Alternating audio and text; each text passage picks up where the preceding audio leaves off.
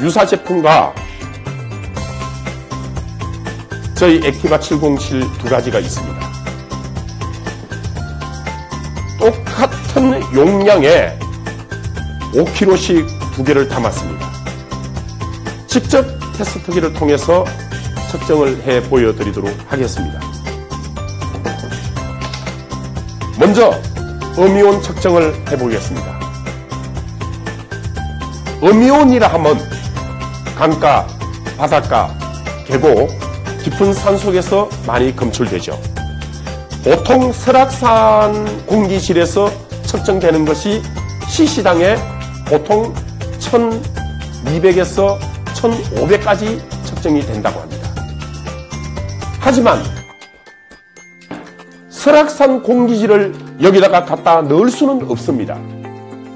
하지만 이 음이온을 적당량의 음이온을 함유를 해서 지속적으로 계속 방출이 되게끔 하는 기능을 가지고 있습니다. 자, 그러면은 이 음이온 측정기를 통해서 직접 테스트를 해보도록 하겠습니다. 측정하는 동안에 음이온에 대해서 간단하게 설명을 드리면은 인위적으로 만들어지는 음이온은 전기로서도 음이온을 만들 수가 있고 이와 같이 음이온석을 통해서 음이온 가루를 만들 수도 있습니다. 하지만 생활환경보호법이 국회를 통과함에 따라서 지나치게 음이온이 많이 검출되면은 방사능이 유출될 수가 있습니다. 음이온 수치가 높으면은 마치 좋은 것으로 잘못 오해를 하고 계시는데 결코 그렇지 않습니다. 음이온 수치가 높게 되면은 방사능이 나옴으로 해서 피폭의 위험성이 있습니다. 그래서 보통 1000에서 1500, 물론 3000까지 넘지 않아야 된다고 하지만은 가장 적합한 수치는 1000에서 1500 미만이어야 좋습니다. 자, 그러면은 지금 측정 결과가 나왔습니다. 717이라고 하는 수치가 나왔습니다. 자, 그러면은 유사 제품에다가 올려놓고 측정을 해보도록 하겠습니다. 타사 제품에 이 투명 용기를 투과한 음이온 수치입니다. 90이라고 하는 수치가 나왔습니다. 저희 제품과는 엄청난 차이가 납니다. 이 콘크리트 속에서 우리가 생활하고 아이들을 양육하고 합니다.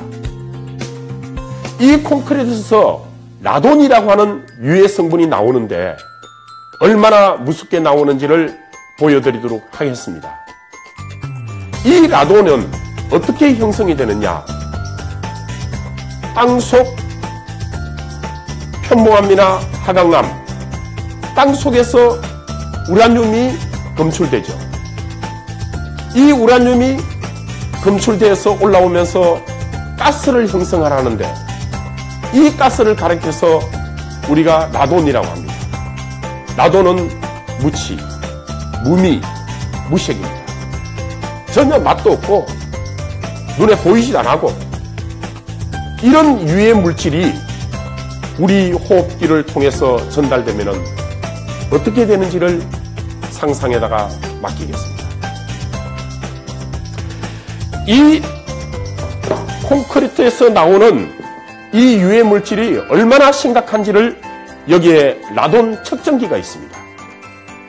이 라돈 측정기를 통해서 직접 측정을 해보도록 하겠습니다.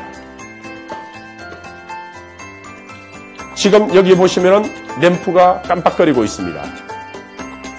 우리가 1년 동안 자연 방사능을 쪼이는 것이 약 100피코큐리 정도가 된다고 합니다. 하지만 동위원소 엑스레이를 한 번 찍는데 15에서 20 정도의 피코큐리가 피폭이 된다고 해요.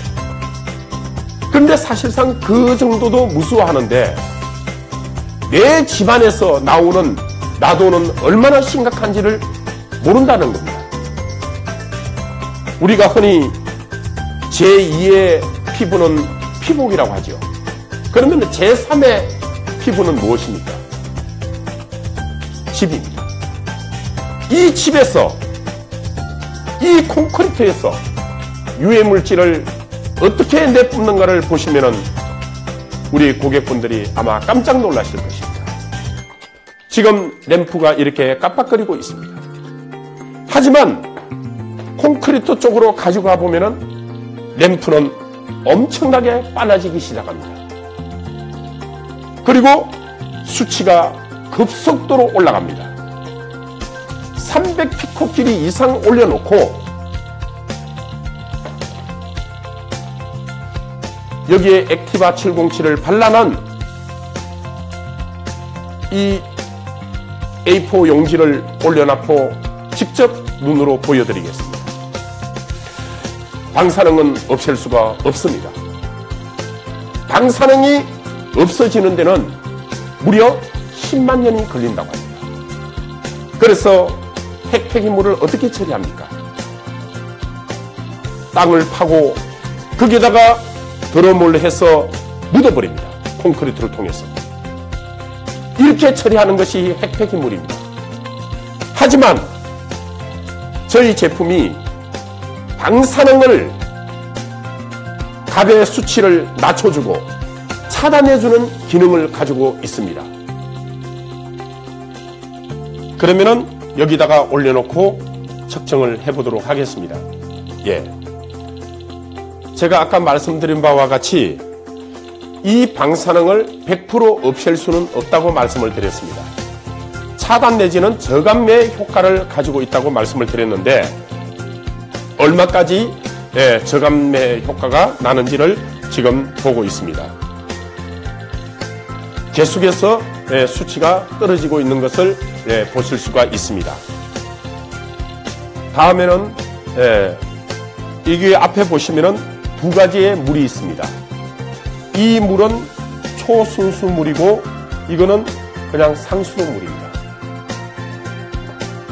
물에는 보통 철분 성분, 미네랄 성분, 칼슘 성분들이 들어있습니다.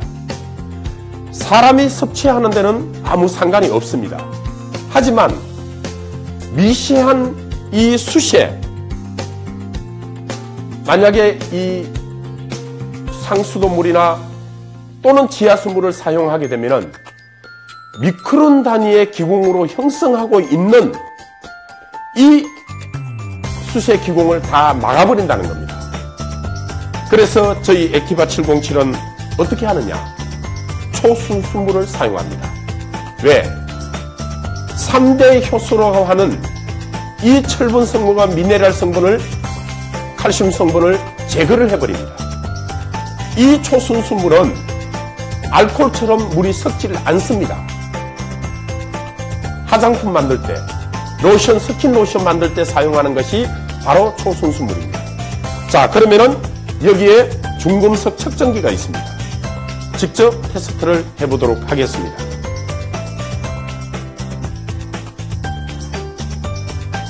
지금 보시면은 0.03의 수치가 0.02 라고 하는 수치가 나왔습니다. 하지만 여기에 상수도물이 있습니다. 수치가 얼마가 나옵니까? 108이라고 하는 수치가 나왔습니다. 이 물을 사용하게 되면은 미세한 기공을 형성하고 있는 수세 기공을 다 막아버린다는 겁니다. 그러면은 수세 기능이 저하되겠죠. 그럼에 따라서 이와 같이 수세 기능이 다 끝나버리는 유사 제품이 될 수밖에 없다는 겁니다. 여기에 유사 제품과 액티바 707의 두 가지의 제품이 있습니다.